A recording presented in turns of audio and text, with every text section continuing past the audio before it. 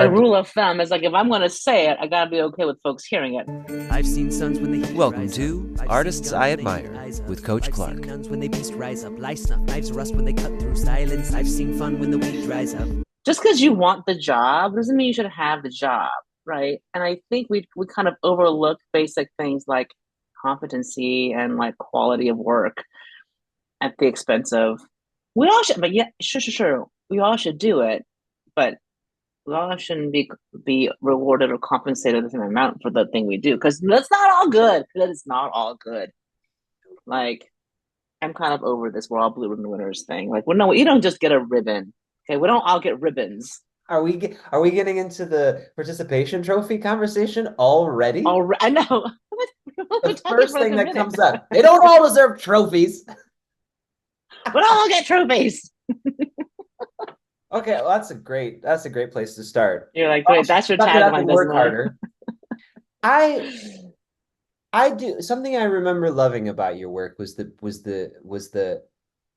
you have this wonderful dichotomy of like this is serious work that I don't take seriously about myself. Of Yeah. like, that we're not opening hearts, but I do what I do well. But can we stop acting like it's the, you know what I mean? Like it was just like a lack. Yeah. Listen, like humanity isn't humanity without good art, right? So we need like good art and good stories, and we need like good artists to make those things. It's what makes us human.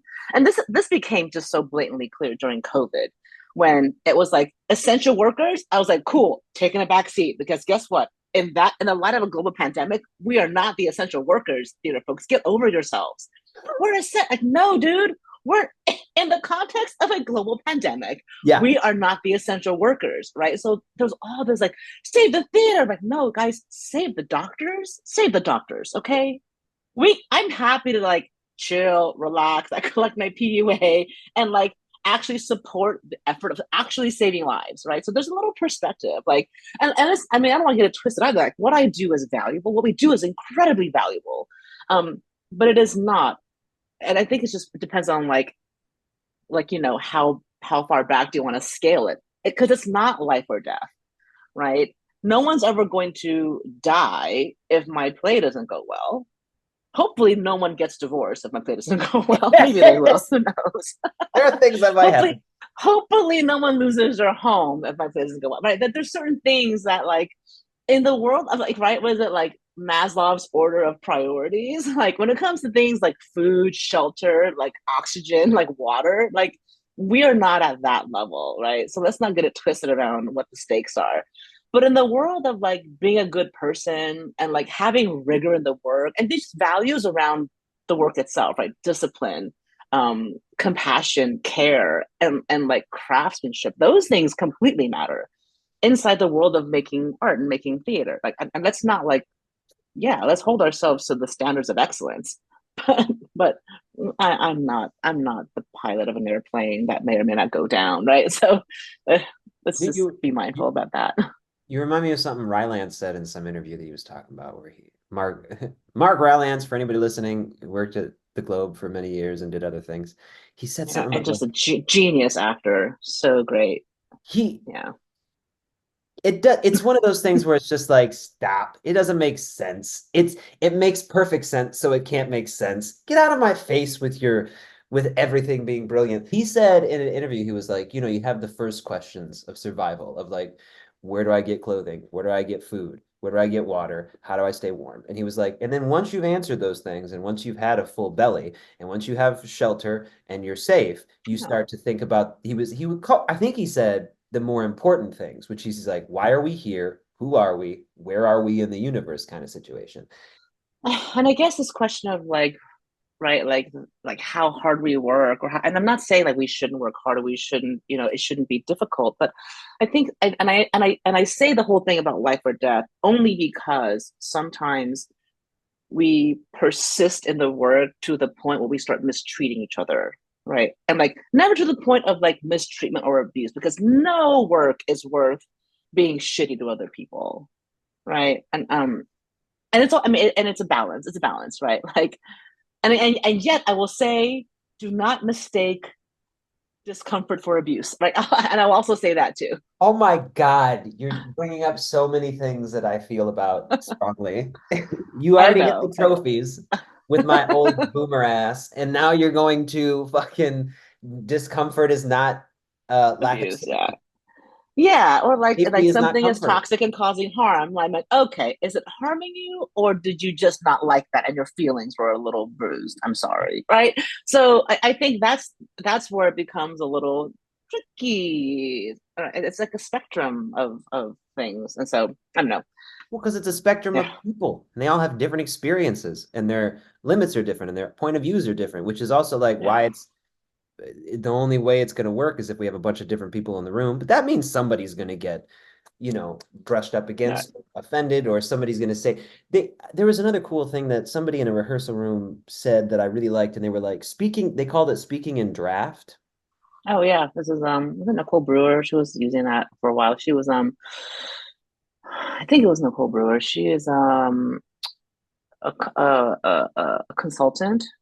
It was during a lot of like it was EDI or like training and a number of like um issues that were coming up around the American theater and treatment around equity and like work like best practices. But the idea of speaking, I think it came out of her or someone who was working adjacent to her in that area. Where the idea is that like I'm saying this and it's what I'm saying in the moment and things can change and we all have the ability and the right to change our point of view, right? Because Yeah. change is useful. Well, It's like I saying you're sorry. It's useful. I mean, it does, I think, feel dangerous for people now. And maybe that's a silly thing. And maybe it's not a silly thing. I don't know. It's so weird to be a little bit older than like the conversation that's popping off. Because I do feel a little bit like my parents when I started listening to music they didn't like, and they were like, I don't get it.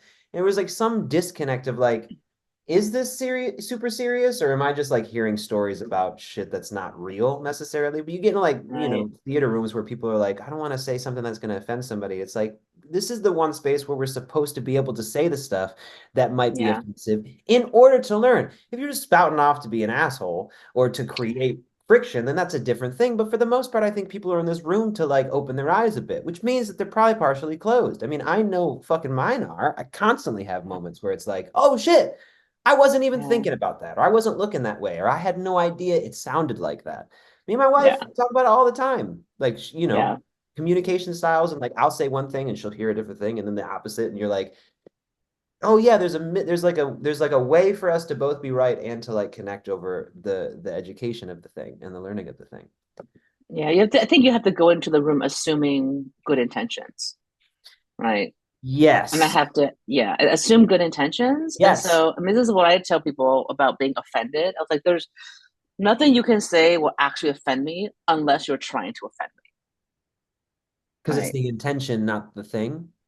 Is that what Yeah, you and mean? it's hard because I think there's a lot of language around like words like it's impact, not intention. And I'm like, yeah, and at the same time, you can't discount intention, right? Because you have to account for things like naivete or ignorance or just lack of context. People say things they don't. This is why we're sometimes now in a place where language becomes the problem and not the action. Like we're using language as a thing we're fussing over as opposed to the actual problem, right? We Yeah. get all hung up around what language you're using, what tone you're using. And I'm not saying that language and tone aren't important, but we mistake that for the larger issue. Like the issue is, I don't know, like inequity in the workplace, or the issue is, right, something that isn't being handled justly or fairly in the situation.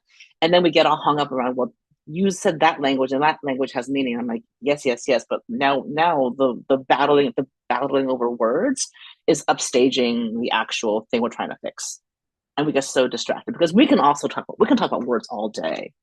Fixing the problem is harder than bickering about words. I would also, I mean, probably maybe simpler. I don't know. For me, it's like I used to think about it like quitting smoking, where it was like it's a really simple thing to quit an addiction. It's really difficult. But like Yeah, unless having you're the awareness, addict. but yeah, well, that's what I mean is like it's Yeah. it's it's difficult, but all you have to do is not do it. It's a very simple process necessarily. I mean, it's steps to do it versus like when you overcomplicate things, sometimes it's like easier because it gives you maybe that's just how my brain works, but it's for me, it's like, oh, if I have like 50 steps, it'll be somehow I don't know, less difficult or like, but it turns into like you're overcomplicating it so you don't have to do the simple thing. Does that make sense? Yeah, yeah, I don't think I I worded see that well, that. but it's okay because I'm sleep deprived. Um, okay, so dang, we already started talking. Before we continue talking, let's introduce Okay. you to all the people, all the hundreds of thousands of people that follow me on no. Uh, who are you? Where are you from? What do you do? What's about you? What's What you is like? about me? Hello, many, many fans. My name is Desdemona Chiang. I am a director, writer, working largely in theater and now creeping over to film and TV, based in the Pacific Northwest, currently sitting out of my bedroom in Ashland, Oregon, on this conversation call. Oregon. You're working at OSF or Oregon. something, right? Yeah, I have a show. We start rehearsals for a solo show that I'm working on with my friend Bars and Akaman, who's a company member back in 2013. The play is called Bafamwi. It's Iranian, essentially means like if you please, like a welcome if you please. And it's essentially his autobiographical story of him coming to America from Iran as a kid in the 80s, and how he came to adjust to American culture and his assimilation process, loving theater, and kind of coming full circle to realizing that his heritage as an Iranian person is also about storytelling and oral tradition, and that he thought by going to the theater he was like betraying his culture, but it turns out that Scheherazade, 1001 Stories, whatever, all of that is him kind of coming to closure and cohesion around who he is. Yeah, as an immigrant and actor, um, all the big dreams and he had. I Yeah, think a all those friend things. of this isn't the first place he's done this, is it? Is this originating there? It is, It yeah. is. We developed it. I mean, it actually started as a solo show he wrote in graduate school in Seattle. We went to University of Washington in Seattle many, Oh, many, many years ago. And as part of the pedagogy, third year actors write a solo show. Because the belief was that actors should not wait to get hired, and that while you're waiting, make your own shit, right? mhm. And so they would make every actor coming out of that program write a solo show that they could always have something to work on. And solo shows are always inevitably about your life. Your first solo show is always about your life or Yeah. something personal. And so Barzin had written it as a 20-minute solo piece. And then over time, just kept adding to it, adding to it. And then when he came to OSF, we were here in the company that same year, about 10 years ago.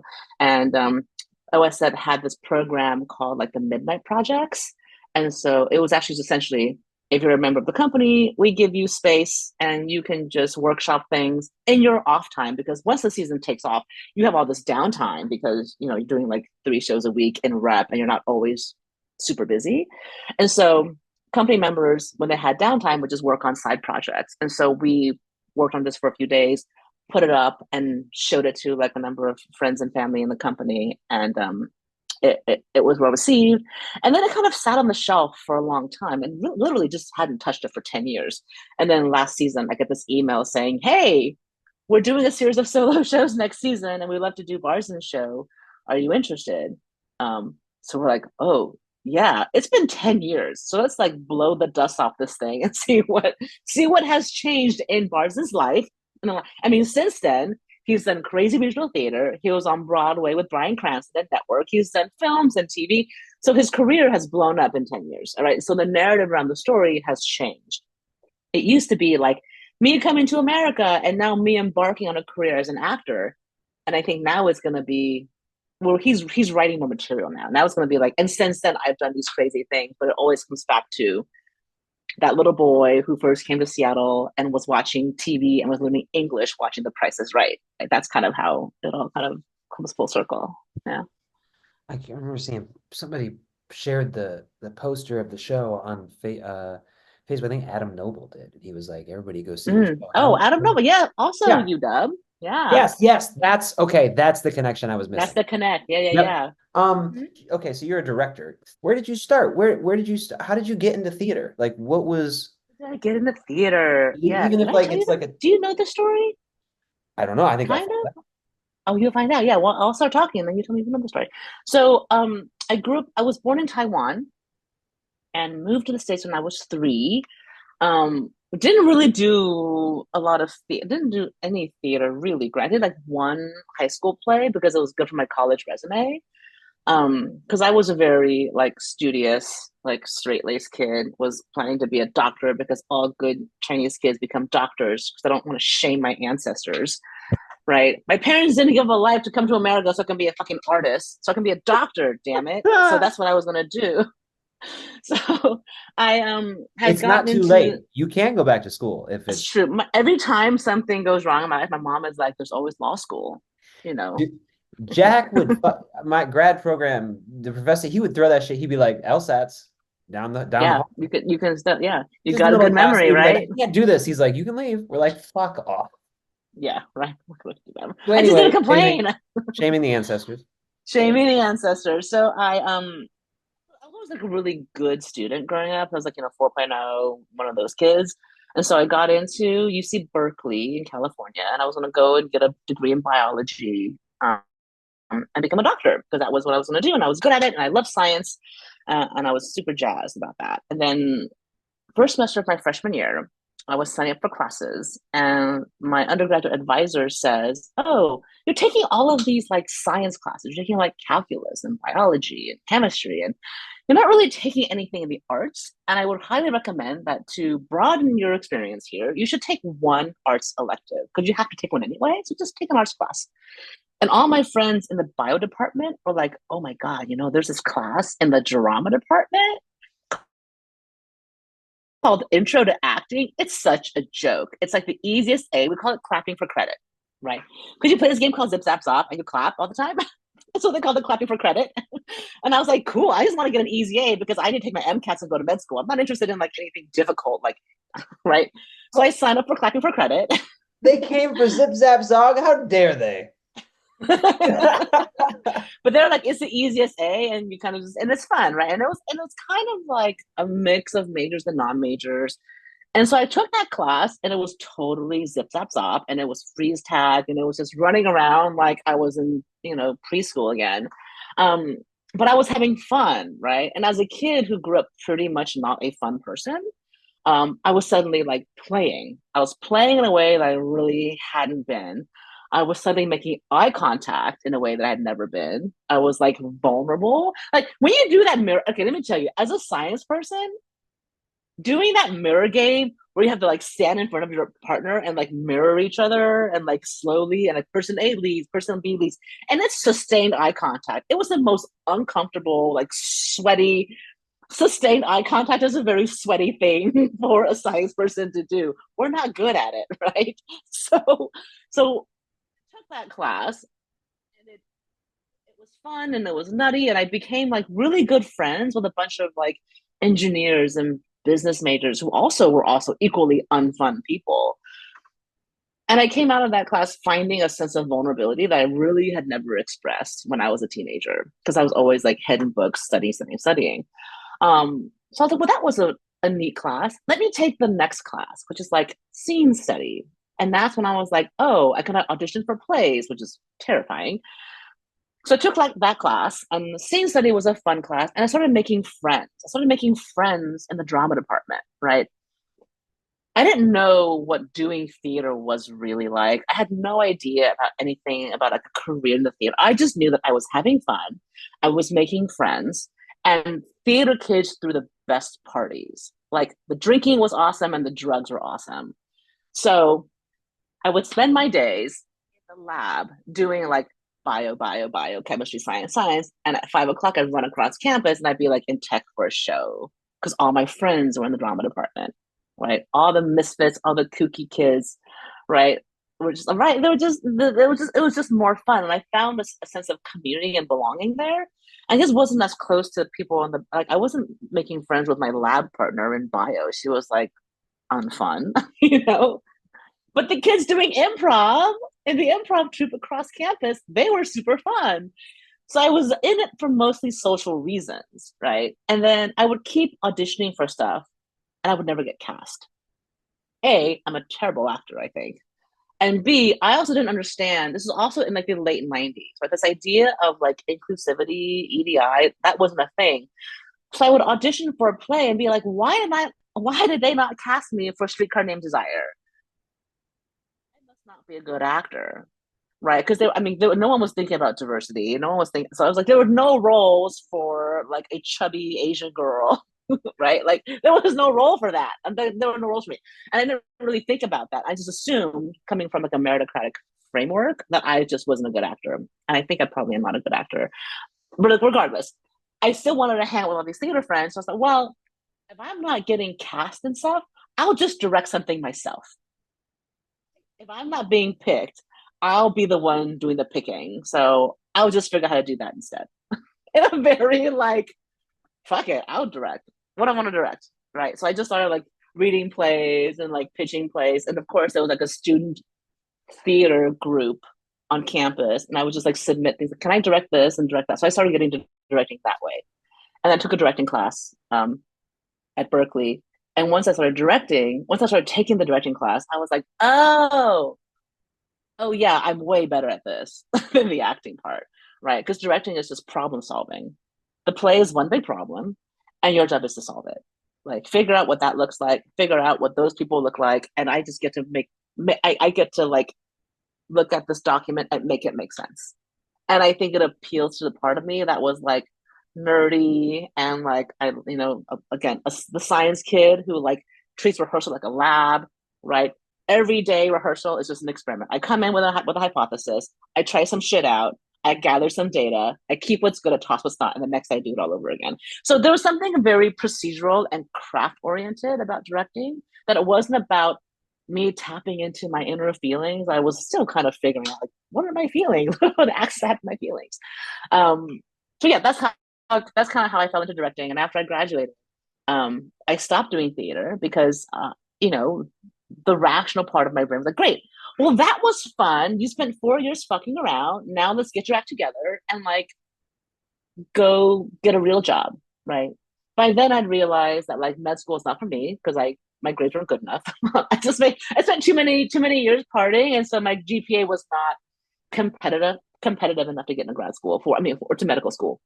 So I figured, well, at the time there was this thing called the internet. It was like the internet was like a thing, and it was like, ooh, Silicon Valley was a thing, and I was in the Bay Area, so I was temping at all these .com companies, doing a little bit of like side coding, interning, taught myself how to do some web design stuff. So I was temping a lot, um, and just trying to make ends meet and having like a quarter life crisis because I didn't know what to do with myself. Right, the thing I thought I was going to be, which is a doctor, was not going to happen. Being a lawyer sounded so stuffy. I had no idea how to start even like being a lawyer. So I don't know. So I was kind of aimless and lost and unsure. And having been in a structured place like school, being in school for like 20 plus years and then suddenly being kicked out and like, good luck, kiddo. Like, no wonder quarter life crisis is no joke, you guys. Like, right? So I totally had this a moment where I was like depressed and in therapy and like aimless and like really, really upset. I would move back home to live with my mom and I was like, oh my God, I'm a failure. What to do with myself? Um, so I went back and I was thinking about, well, at least go back to the time when you were happy. Like, when were you happy, at least? I was like, well, I was really happy doing theater, right? And every part of my brain was like, bitch, you cannot do theater. Do you understand? Like, there's no world when you cannot do theater and still like eat. Do you want to eat or do you want to do theater? Like, what do you want to do, right? And everyone has always told you like, oh, that's fun, but like, what are you gonna? But really, like, what are you gonna do, right? And I was like, well, even if I don't do it for real, at least let me start doing it so I can be around people that I like, right? So I was temping at a .com company. I was doing like .com-y 9 to 5 jobs. I had moved back to the Bay Area. I was dating a guy at the time. We were living in San Francisco. And I thought, well, let me just get reconnected to the theater community in San Francisco. So I signed up for whatever, right? It was called Theater Bay Area. It still is around. Theater Bay Area is like a service organization for theater folks and companies. And so I got a membership with them, started getting the Call Board magazine, and just went out and I auditioned for shit. Terrible actor, couldn't get cast in anything, except I got cast in the role of Lady Macduff in a production of Macbeth. at a small, scrappy company called Impact Theater in Berkeley, California. Um, and they did theater in the basement of a pizza parlor. And it was like 60, it was like low ceilings. There were rats. There were like drips from the pipes. It was the most disgusting, like, it paid you like $100 for 6 weeks worth of work. You know what I mean? But I was doing it Macbeth, and it was like scrappy machine gun Macbeth, and we had strawberry jam for baby brains. And I had this whole scene where like I had to fight the murderers that came to take my baby, and they took my baby and they smashed it against the wall, and brains splattered everywhere on the wall. And it was probably not a great production, but it was the most. I had so much fun, and doing that, I was like, yeah, I really want to do this. I really love.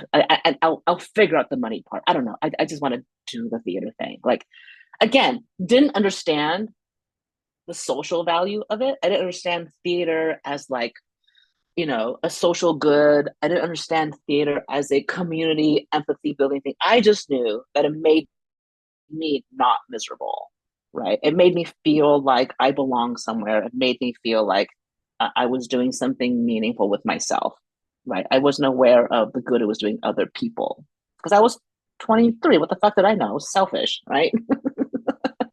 so I did that production of Macbeth. Um, as one is wont to do, I was like, the artistic director, who's a lovely one, Melissa Hillman. She's fabulous. I went to her and I said, Melissa, um, thank you for casting me. I love working this show. But what I really want to do is direct. And so I asked her, like, do you need an assistant director? Can I assist you on your next play? And she was like, yeah, I can't pay you though. I'm like, okay, I'll figure it out. I'll commute my ass to Berkeley, and do like 6 to 10 evening rehearsals in your shitty basement pizza parlor space. And so I assisted her on a production of Othello of all plays. So they're doing so every year they do a Shakespeare. Right, Impact Theater was like a scrappy company. They would do new plays, but they always had one Shakespeare slot, and Melissa would direct the Shakespeare slot. And so I assisted her on Othello um, that next season. And the season after that, she was like, "Do you want a slot to direct the following season?" And I was like, "Yes." And so we scoured plays, and so that was kind of the beginning of my like fringe directing process, right? So I became a company member with Impact Theater, directed a couple of shows for them. And then a few years later, I decided that actually I want to do theater for like real, for real, right? And of course, the voice is like, but Des, you'll never get to eat. You'll never get to eat if you want to do theater. And I was like, no, there's a guy down the street named Tony Taccone. He runs a place called Berkeley Rep. He's eating pretty well. Be like him, okay? Because that guy has a job. That guy's doing it. So I'm gonna be that guy. And clearly, I had to go to grad school because I had no experience really beyond because I have my degrees in my degree. So my undergrad degree is in biology, right? And I was a double major of theater and bio, and Berkeley is a wonderful school, but it's not a conservatory. It was a BA in theater, so it wasn't really as practice oriented as I wanted it to be. And just looking around, like I just needed to do more of it. I needed to practice it. I needed to be in it in a way that was more intensive and focused. So I applied to grad school, and then that's when I did the grad school circuit. Applied to like 6 schools, and it came down to Carnegie Mellon, and University of Washington. And then when I set foot, You got offers to both of those? I ended up visiting both of those. Those are the two that it came down to for like final interviews. I ended up getting waitlisted for Carnegie Mellon, and then I was waitlisted for Carnegie Mellon, and I went to interview at UW. I went there on a Friday, and that following Monday they called me with the offer to attend, and I was like, "Yeah, I'm not gonna wait to be someone's waitlist." And I also like set foot on Seattle, and I fell in love with Seattle. Right, it was like green, it was cherry blossom, and the faculty at the time, John Jory was like one of the key professors there. And I was like, this guy is like the godfather of regional theater, right? And he became my mentor for 3 years while I was at UW. And everything like my whole approach to directing, the way I work with actors, the kind of brass tacks way that I work is it all comes from him and his influence on me as a person. Because Jean is kind of a like no bullshit kind of guy, right? He's like, that was a C plus Desdemona. Like he would see things I would do. He like, oh my God, the first semester or the first year, first quarter of my first year, we do this directing seminar, right? Where we have to like direct a show. Like we spend class time directing our classmates, and I've been talking for a long. I just realized I've been talking nonstop for a long time, but it's okay I because you're love nodding it. and it's fine. Okay. I love it. But so first quarter of my year at UW, we were taking this class called the directing lab, and essentially you would spend class time directing a show, and class time was your rehearsal time, and that was when John would essentially watch you as a director, right? Because his philosophy was there's no real way to teach directing. We can talk about it all day, but I need to see you do it. And it's an imperfect process because me being in the room changes how you do it because there's pressure, you get nervous, but I don't know how else to watch you work other than to find a way to watch you work, right? And we had a meeting after that first semester or first quarter of class, and he sat me down and he was like, Desdemona, you are so smart. Uh, you seem like you know what's going on in that room. I'm just wondering though, when are you going to start directing? And I was like, what? John, what are you talking What a about? grad school thing to fucking When are say. you gonna start directing? And I was like, what? What do you mean? I'm a director. And he's like, no, Desdemona, you're sitting there and you're letting the actors run the room. I was like, God, John, I'm a collaborative director. I feel like actors don't want to be bullied by the dictatorial director. He's like, no, Desdemona, you're letting them drown. Do not let your actors drown. You're sitting there. Even if you don't know what the answer is, just say so because the less you speak, the less you're engendering trust in the company, right? You have to say something. You have to be the director in the room. And I understand. And he's like, and I was like, but I don't want to be like the authoritarian. And he's like, that's not even who you are. Like you're being afraid of becoming something that is not even your personality. Like there's even if you came in and told them to shut the fuck up, you would not be. There's no world, doesn't matter where you can come in. You just don't have that in you. You can come in and go, John, shut the fuck up. And I'd be like, okay, that's nice. Right. And I was like, oh, I guess so. I guess I could. And so really like, I was such a not assertive person before grad school because I think because, you would hear horror stories about people talk about that director came in, they were abusive and they like would just shut the actor down. They were so prescriptive and they had no room to like play. And I was like, all the room to play. And he was like, no, too much room for you. You are a naturally collaborative person. You already listen a lot. Go in there, the fucking show, please. And I was like, okay. So I spent 3 years in grad school essentially like finding that balance of like when do I and I was like, oh, even when I say the thing, right? So I think that's kind of where I found my sense of like, oh, just say the thing. No one could get mad at you if you're just saying the thing. If you say the thing with the intent to like embarrass somebody, that's different, right? Um, I guess there's a way in which I give notes that's like I'm just telling you what I'm saying and I'm not trying to hurt your feelings, but the note is that's not working. Right. And I was always so afraid of like hurting people's feelings. Things like that. No, you can't hurt people's feelings. Oh, you can. I'm sure you can. I don't remember I'm you sure I hurting. can too.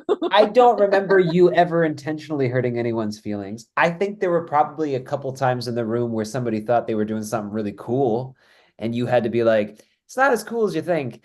And it hurt. You're like, but I want her to love what I'm doing. But it's not like you're hurting them. It's like, bro, that's just the shrapnel you take when you're trying But to it make things. wasn't as funny as you thought it was, right? Yeah. No, of course So it's not. Of course it's not. That's why you're in charge. That's why you run the room because we yeah. trust you. Yeah. And also, I mean, this is also something I learned too in grad school from another one of my professors, Valerie Curtis Newton. She would always say, like, I learned this. I mean, I learned this from various folks, my various mentors in grad school, um, that tell, like, it's important to tell the actor, right? So, like, I always tell my actors, like, I will not let you suck. Have I said that to, did I say that in rehearsal to you guys? I think I remember Right? you saying that. Yeah, because I will, because the actor, because so much of it is like the fear, right? The actor does a thing and they don't take your note because they don't trust you. They're afraid. They're right. And it's like, I just have to tell you, actors, if you look bad, I look bad. And I'm not going to let me look bad. At the very least, believe in my own sense of self preservation, and you indirectly benefit from my sense of self preservation. I will not let you suck because I don't want to suck. And when you frame it that way, like, oh, okay, now I believe you. I believe that you're self preserving. I don't believe you're looking out for me, but I believe that when you say you don't want to suck, yeah, that's true. That's true. You know, Interesting reaction people will have. you know. How pragmatic, So, first of all. like, By the I can't way, let you look bad. fuck goals and what we're trying to do with the story. Just I'm not gonna look like shit. We're all like, oh yeah, actually, yeah, because I don't want to look like shit. It makes sense. I identify with that. That's Yeah, so half the time it's like I walk on stage and you're doing anything because it's going to make you look better, right? And like you don't take the note because the director gives you a note. Like think of all the reasons why you don't take the director's note, right? The director has no idea what the note is. It's a bad note, and it all just boils down to if I take that note, I will look foolish, I will look boring, it will not make sense, and I look bad. what I loved about you was that if it I knew I had such faith that if it wasn't working, you were gonna tell me. Or if there was something better, you'd be like, keep looking. Let's Like keep it's looking. good, Yeah, but it's not, it could be better. Like there could be a clearer way to do that thing that you're doing right there, but the thing you're doing works fine. But like don't yeah. stop trying new things. And I love that because I hate not trusting that not trusting you're going to be boldly honest with me and you don't have to be mean but like honest like you're more precious about what well I don't want to tell him that what he's doing isn't working or like no that's If great. your fly was down, Josh, I would totally tell you. Yes, please tell You me know what I if mean? That's what it comes yes. down to. Is like, don't let the discomfort of being like, because you're gonna go walk on stage, spinach on your teeth, your zippers down like that. I'm Yeah. not a good friend if I do that. I'm not a good collaborator if I do that to you, right? I have to get over the discomfort of that, so that to spare you the going on stage with it. And I mean, wasn't this whole thing like, wasn't that acting 101 of like, get over the discomfort of like, a lot of people I've worked with think of themselves as performers. They do musicals, they sing, they dance. There's a certain like, I'm the show sensibility about it, which I think is great. And I think it took me a long time to like understand that that's a part of this is like, you are the show. Mm-hmm. Like when you're doing a thing, it is an event, but it never, I don't know, for me it was always a little bit disconnected from that. Like I never felt like it was me, at least when I started doing it for real. And I guess like after grad school, like it always felt like it was something, it was in support of something else or search of something else or for something else or for somebody else. And so like that always was like a safety mechanism of like, this isn't me. Like maybe there's parts of myself that I'm showing, but they can't fucking tell which is which. You know what I mean? Yeah, Like I've played people that are not good people. You don't know what part was me and what part I made up. That's for right. me. Yeah, As yeah, long yeah. as you saw the story. Yeah, I think you're always gonna bring whatever bits of yourself to the role, I right? hope And I so. think it's yeah, and I think a lot of what we do, and I understand even the most like inflated diva star person who's like I'm the show, yeah, but without the show, there is no you. So even that, isn't this just framing though? It's all in service. We're all in service of because there's no world in which right, the thing we're making is always going to be bigger than the sum of us put together, right? Like that's the aspiration. Yeah. And at any point you feel like you're bigger than all of us, like a that's not true. You take away any single part of this whole entire like Rube Goldberg craziness that we're putting together, right? It's not going to work.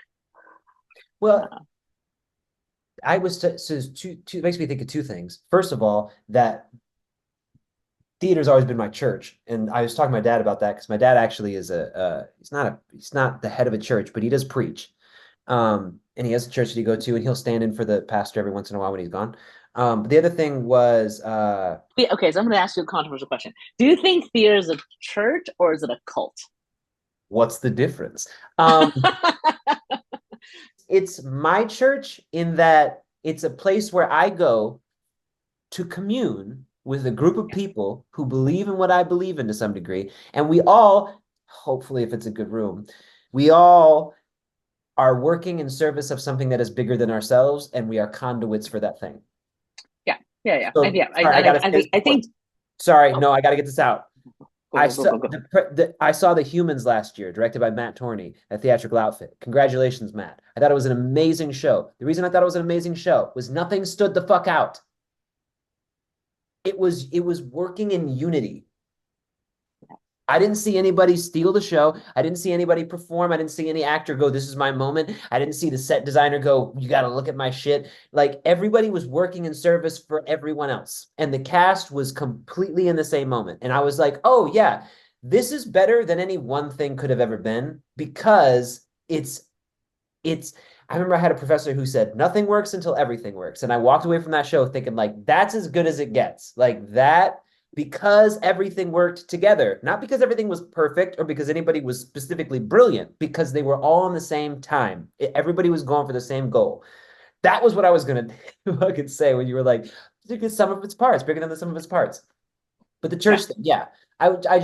My dad and my mom were always like, I don't know how you do what you do. We could never do that. And I was like, Dad, you do the same shit. It's just not scripted language, but it is scripted language because you're stealing a lot of it from a book. But other stuff you improv, it's like you literally get up on a fucking stage and then you go, this thing, the words are more important than me. I'm going to serve it and communicate it to other people. It's like, is that not literally what we're doing in the theater? I mean, I think when it has the best intentions is like I think this story is important. I think this could affect somebody's day positively. I think it could change a mind. I can think it could make somebody think. I'm going to put myself in this experiential thing so that this is told to you so that you can feel how I felt when I learned this story. Like, makes sense? yeah. No, I think it did. Yeah, because I think it's a place to gather. It's in a building that we consider sacred, sort Yeah, of, to some right? degree. Um, we recruit for it. We're constantly waving around flyers. Come, I come love how I visit. went Come spiritual and visit. you're going pragmatic. Like we recruit for it's in a building. We recruit. There's a building. I mean, right? I mean, it's interesting because right because and it is. We It's take just donations. we do take donations from 501(c)(3).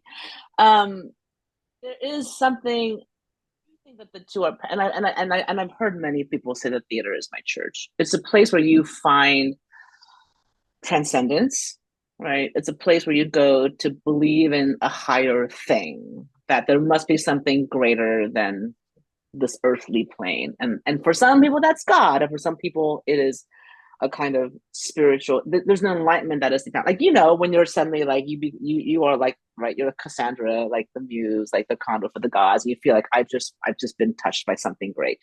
You come off stage like, what the fuck did I do? It's amazing on stage. It was supernatural what happened, right?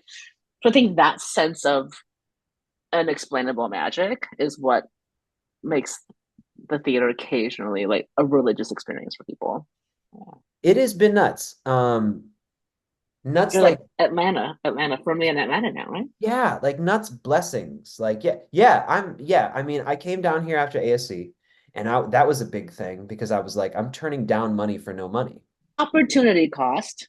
Yeah. So I was like, no, I got to take this risk. And I ended up Yeah. going down to Atlanta and like I was in Atlanta for 6 months before I booked Christmas Carol at the Alliance. Like, and that was the big, big thing because, like, apparently, and I didn't know any of this, but there's like a Carol group and they run for 20 years. And also, the Alliance is the biggest paying fucking They're theater. the money company in town. Yeah. Yo, the money, the connects, the people who all get cast in Carol are all the heavy hitters. So it was like, and it was just perfect timing because when I moved here, they just happened to be doing a new adaptation. Like it was, they had just put the old one to bed in 2019, and they were like, we're looking for a new one. Oh.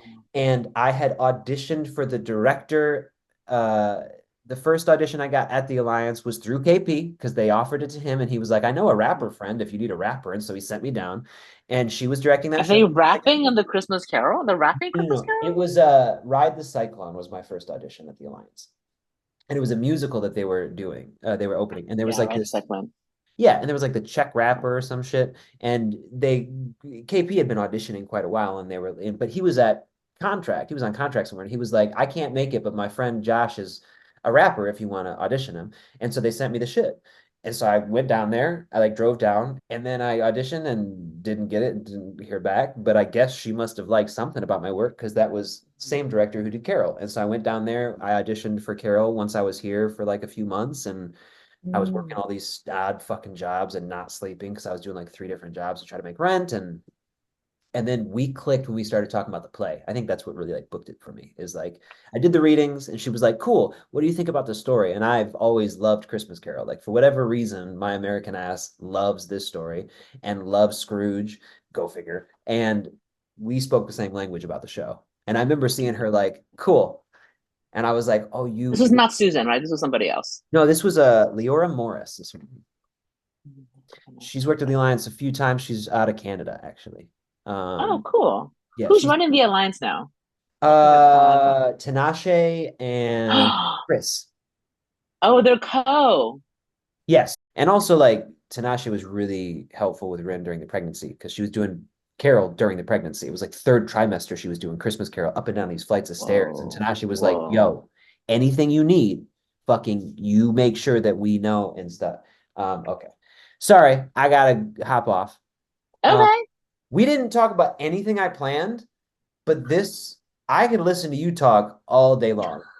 I don't Oh, good know. Lord. Let's not put Well, you through that. no, no, don't do that. Don't do that. Don't undercut your value. Because like not only are you interesting to talk to, you tell a good story, but also like the way you frame things, I don't hear other people frame things the way you frame things. And so like listening to you talk is also like it's like a TED talk to some degree. I'm like, yeah, yeah, what else can you teach me? Like you just Learning is anecdotal, though. I feel like that's just like that's always been like my perspective. You can sit someone in a classroom and be like, no, yeah, learning from me. I've learned more by listening to people say random shit than I've ever learned in like a classroom, oh yeah. unless it was like facts. All right. So All right, I'm get walking out of here. in. You got shit to do. Well, yeah, I got to go audition these kids for this program. I'm working at a school down the street. Thank you very much for talking. We Yeah, have more to talk about, so I'm going to, as difficult as it is to find days that we're both free, this is going to happen we'll again, so work I it can out. ask you questions. Okay. All right, it was so nice to Yeah. talk to you. See you later. Good to see you, Josh. Bye. I've seen suns when the heat dries up.